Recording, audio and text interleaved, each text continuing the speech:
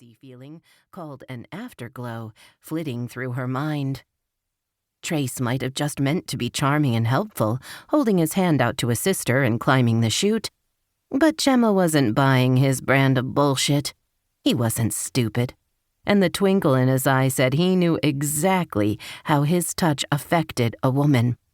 Besides, his gaggle of rodeo groupies were proof positive of that.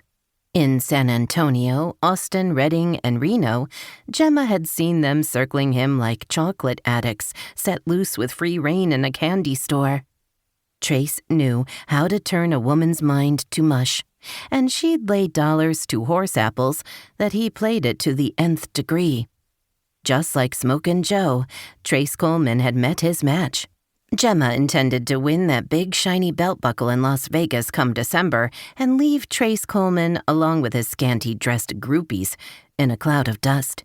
She had a big construction paper lucky horseshoe tacked to the door of her travel trailer, and every time she won, she rewarded herself by pasting a small shamrock on it. After the final ride, it would be matted and framed and hung in her beauty shop, and all the cowboys who'd given her a hard time could crawl up under the nearest mesquite bush and lick their wounds. Any other time and any other place, she might have flirted with Trace. Cowboys were definitely her thing, and he sent out vibes that dug deep into her gut. But this was the rodeo circuit. For the next 6 months, Gemma O'Donnell had her job cut out for her, and there was no room for Trace or any other cowboy. Damn his sorry old hide anyway. He was the top-seeded contestant in the tour, and $10,000 ahead of her. Staying on Smokin' Joe's back a full 8 seconds could knock Trace off that pedestal in a tailspin. If thinking about his dreamy eyes didn't ruin her score, she took a deep breath and put him out of her mind. If he thought his cute little grin and deep voice could mess her up, then he could smear ketchup on his chaps and eat them for supper, and slap a little taco sauce on his spurs and have them for dessert. She closed her eyes. He will not bother me. He will not get into my head. He will not throw me off my game. She kept the 3 sentences running on a continuous loop as she slung a leg over the top of the chute and got ready to mount old Smokin' Joe. She couldn't very well ride with her eyes shut, so she opened them, only to see Trace standing beside the bucking chute with a cocky little grin on his face. Light brown chaps parenthesized a package locked behind his zipper that looked so inviting that Gemma almost drooled. She envisioned peeling his tight jeans from his body, leaving him wearing nothing but boots, that cute grin, and a Stetson that sat just right. "God almighty," she whispered.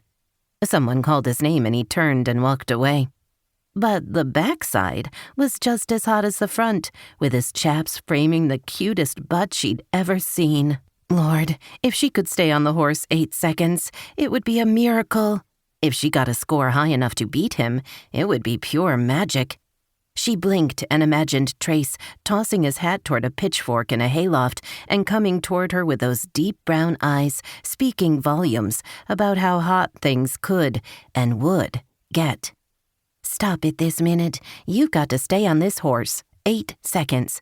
Sweet Jesus, you haven't ever let a man upset you with just a touch before. What in the hell is the matter with you? Get it together, Gemma O'Donnell." The familiar whoosh filled her ears. When she had first started riding, her brothers had told her to focus on the ride and block everything else out. She had always imagined holding a conch shell up to her ear. Nothing could break through her concentration once she got her whoosh mojo going, and she was almost in the zone. Folks around Cody, Wyoming were big rodeo fans, so the stands were packed with a loud, rowdy crowd that night. But Gemma didn't look up into the crowd, even though a rider likes a whole arena full of noisy fans as much as a country music band likes to play to a lively audience. If she looked, it would break her focus, and she'd already drawn the meanest horse in the rodeo, which was good because if he bucked hard, that meant more points. She rolled her neck, limbered it up for the ride, and reminded herself to keep it loose. It only took one drop of fear to lock it in place, and then